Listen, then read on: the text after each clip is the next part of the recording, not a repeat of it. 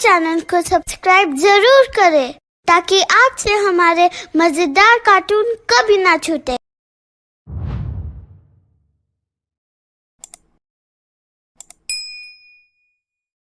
खूनी कुआ।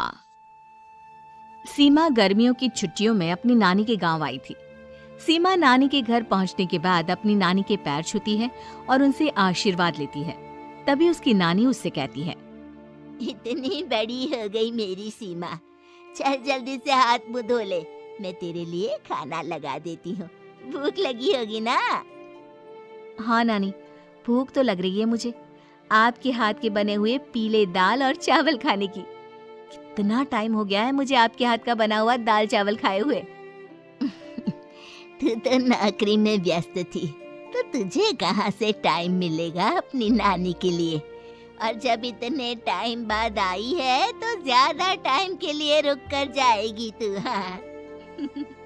हाँ नानी, इस बार पूरे 2 महीने के लिए आई हूँ। सीमा की नानी अंदर जाकर उसके लिए खाना बनाने लगती है। सीमा कमरे में अकेली होती है, तभी उसे किसी औरत के रोने की आवाज सुनाई देती है। वो कभी खिड़की से बाहर झांकती है तो कभी दरवाजे से बाहर झांकती है। उसे समझ में नहीं आ रहा होता है कि आखिर रो कौन रहा है। तभी नानी खाना लेकर आ जाती है। वो अपनी नानी से कहती है, नानी, कोई औरत रो रही है क्या? मैं जब से यहाँ आई हूँ तब से मुझे यहाँ किसी औरत की रोने की आवाज आ रही है। हे भगवान, कहीं ये वही तो नहीं? बोलो ना नानी। अरे कोई नहीं रो रहा, ये तेरे मन का वहम है।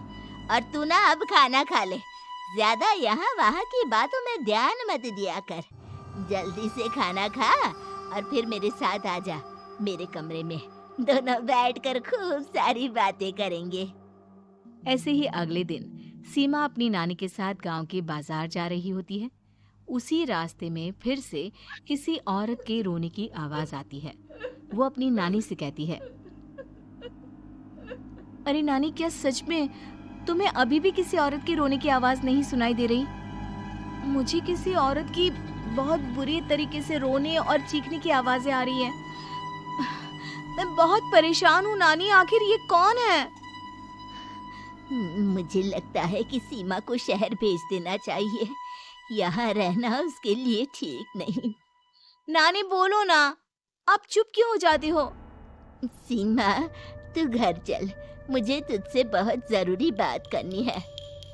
नानी सीमा को घर ले आती है और सीमा से कहती है, सीमा, कल सुबह तू शहर वापस चली जाएगी। अरे अचानक? आखिर क्या बात है नानी, आप मुझे ऐसे जाने को क्यों कह रही हो? मैं बस जो कह रही हूँ उस पर ध्यान दे। तू कल सुबह यहाँ से चली जाएगी, और ये बात मैं कोई मजाक में नहीं बोल रही। कल जाएगी तो मतलब जाएगी। अरे नानी, चली जाऊंगी मैं, ठीक है, पर आखिर बात क्या है ये तो बता दो। मम्मी से कोई बात हुई है या फिर मुझसे कोई गलती हुई है जो तुम मुझे अचानक से जाने के लिए बोल रही हो? देख सीमा, रात बहुत हो चुकी है और मुझे इस बारे में कोई बात नहीं करनी। चल, अब चल के मेरे साथ सो जा। सुबह की बस पकड़कर तुझे शहर भी तो जाना है। सीमा को अपनी नानी का ऐसा व्यवहार देखकर बहुत ही अजीब लगता है। उसे कुछ समझ में नहीं आ रहा होता है कि आखिर उसकी नानी उसे अचानक से गांव छोड़कर जाने के लिए क्यों कह रही है। ये सारी बातें सोचते सोचते सीमा की आंख लग जाती है और वो अपनी नानी के साथ सो जाती है। ऐसे ही आधी रात को सीमा को फिर से किसी औरत की रोने की आवाज सुनाई देती है। वो उस औरत की आवाज सुनकर बार बार करवटें बदल रही होती है और तभी उसे सपने में भी एक अजीब सी औरत की परछाई दिखाई देती है जो इतना चीख चीख कर रो रही होती है कि सीमा डरकर उठ जाती है। वो पूरे पसीने पसीने हो रही होती है। वो अपने आसपास देखती है तो घर में बिल्कुल शांति का माहौल होता है। सीमा घबरा जाती है। वो अपनी नानी को जगाने की कोशिश करती है मगर उसकी नानी नहीं जगती। सीमा को फिर से उस औरत की रोने की आवाज सुनाई देती है। आखिरकार सीमा अपने आप को रोक नहीं पाती और वो घर का दरवाजा खोलकर बाहर निकलती है। आखिर ये माजरा क्या है? आज तो मैं पता करके रहूंगी। अब आवाज का पीछा करते हुए सीमा आधी रात को गांव के चौपाल के पास बने कुएं के पास पहुंच जाती है, जहां कुएं की चारों ओर बेड़ियां लगी होती हैं। उन बेड़ियों में लगे हुए ताले के साथ एक लाल रंग का कपड़ा और माता रानी का कलावा बंधा होता है। उस कुएं में से सीमा को किसी के रोने की आवाज आती है। सीमा परेशान हो जाती है। इस कुएं में कौन है? कौन है यहाँ? सुनो, कौन है? कौन रो रहा है? वो चिल्ला चिल्ला कर पूछती है और साथ ही लोगों को जगाने की कोशिश करती है, मगर किसी को भी उसकी आवाज सुनाई नहीं देती। अब सीमा खुद उस कुएं के पास की बेड़ियों और तालों को खोलने की कोशिश करती है और किसी तरह कुछ देर की मशक्कत के बाद सीमा उसको खोल भी देती है। और जैसे ही वो कुआं खोलकर उसके अंदर झांकती है, सीमा उस कुएं में गिर जाती है। इतने में उसकी नानी की नींद भी खुल जाती है और सीमा को पास ना देखकर नानी परेशान हो जाती है। नानी घबराकर पूरे घर में उसे ढूंढने की कोशिश करती है, जिसके बाद उसकी नानी और सभी लोग उस खूनी कुएं के पास जाते हैं और सीमा की नानी कुएं के पास खड़ी होती है। सभी गांव वालों और सीमा की नानी को सीमा के चिल्लाने की आवाज आती है, बचाओ, कोई मुझे बचाओ।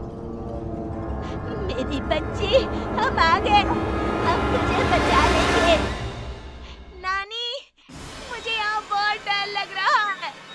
यहाँ इंसान की कटी हुई मुंडिया, हाथ, पैर और कंकाल है और खून भी है। नानी, मुझे डर लग रहा है। आप सब मेरी मदद कीजिए, नहीं तो ये खूनी कुआं मेरी बच्ची को भी खा जाएगा। अरे मुझे तो ये समझ में नहीं आ रहा कि आखिर इस खूनी कुएं को खोला किसने। सालों पहले इसको इतनी मुश्किलों के बाद तांत्रिक बाबा ने बंद किया था। अरे पूरा गांव खूनी कुएं के बारे में अच्छे से जानता है, तो कोई भी जानबूझकर तो ऐसा करेगा नहीं। मतलब किसी ने अनजाने में इसे खोल दिया है भैया। सीमा को इस बारे में मालूम नहीं था और जब से वो यहाँ आई थी तभी से उसे किसी औरत के रोने की आवाजें भी सुनाई दे रही थी। कहीं सीमा ने ही तो उसे नहीं खोला। अगर ऐसा है तो फिर सीमा का बचना बहुत मुश्किल है। वहीं कुएं के अंदर सीमा रोते हुए बैठी होती है कि उसे आवाज सुनाई देती है जो कुएं के बाहर खड़े गांव वालों में से किसी को सुनाई नहीं देता। सालों के बाद मुझे ताजा खून मिलेगा। तेरा खून पीकर आज मैं अपनी प्यास बुझाऊंगा।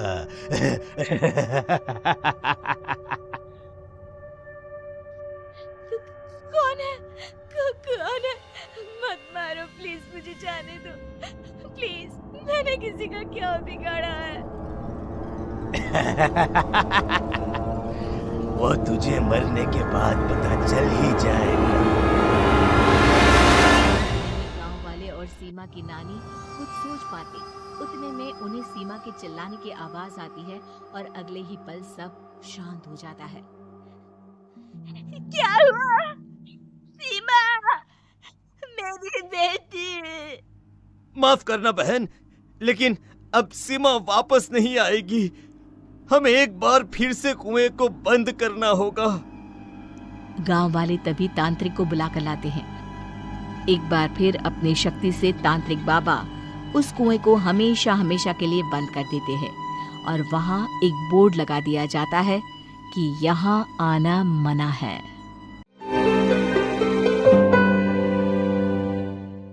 हमारे चैनल को सब्सक्राइब जरूर करें ताकि आपसे हमारे मजेदार कार्टून कभी ना छूटे।